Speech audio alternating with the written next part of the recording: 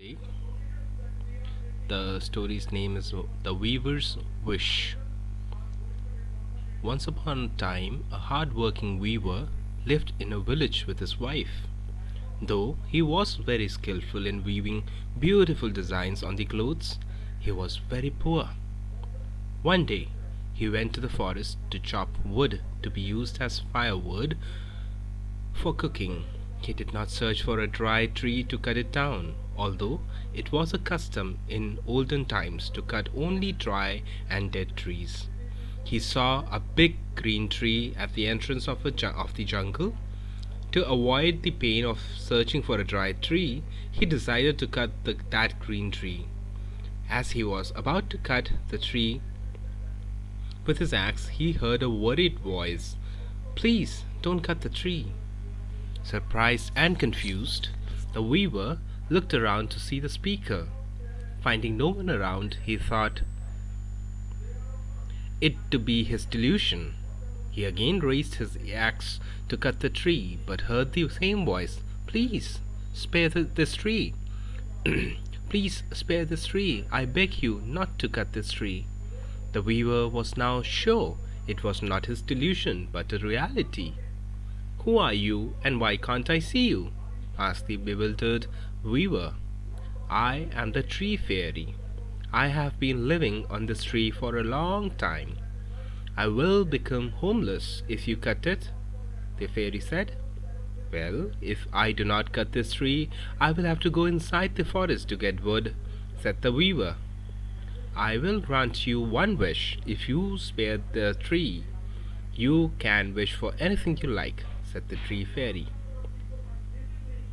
"Okay then, let me go to my village to consult my wife for what I should wish for," said the weaver. "Okay, take your time and come back to me to tell me your wish," said the fairy. The weaver rushed towards his village.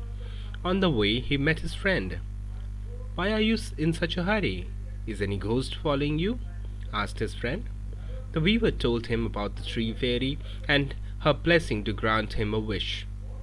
"Let me tell you what you should ask for. You should ask her to make you the king of a big kingdom where you can live the rest of your life in luxury along with your family," the friend suggested. "It's a great suggestion, but I must consult my wife before taking any decision," said the weaver, and hurried towards his home. After reaching his home, he told the whole incident to his wife. He also told her about the suggestion of his friend. "Do not ask her to make you a king. A king is always surrounded by enemies and has to fight dreadful wars with the other kings. You will not be able to live peacefully even for a single day," said his wife. "Then what should I ask for?" the weaver asked. The weaver The wife thought for a moment and said, "Ask the fairy to give you one more head and two more hands.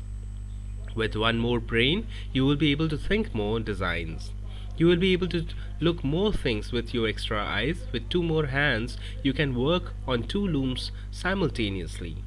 This way, you will be able to weave more clothes and earn more money." "Oh, what a wonderful advice! I will go instantly and ask the fairy to grant me one more pair of hands and an extra head," said the weaver, and rushed to meet the tree fairy. He soon reached the tree where the fairy dwelled and asked the fairy to grant him two extra hands and an extra head. "Are you sure that you want an extra head and a pair of extra hands?" asked the fairy with surprise. "Yes, kind fairy, I am very sure," said the weaver. The tree fairy heaved a deep sigh and said, "Your wish is granted." Suddenly, there grew an extra head and one extra pair of hands on the weaver's body. Happily, he headed towards his home. On the way, people saw him with two heads and four hands. Some of them began to laugh at him, while the others became afraid of him. To save themselves from the monster who was fast approaching, the people began to throw big stones at him. The weaver tried his best to tell them about the boon he had been granted, but in vain. The more he tried to talk to them, the more he was hit by volleys of big stones. At last, he fell down bleeding profusely. He soon took his last breath in a pool of blood. Thus, he paid for the foolishness of following the wrong advice of his wife. Thank you.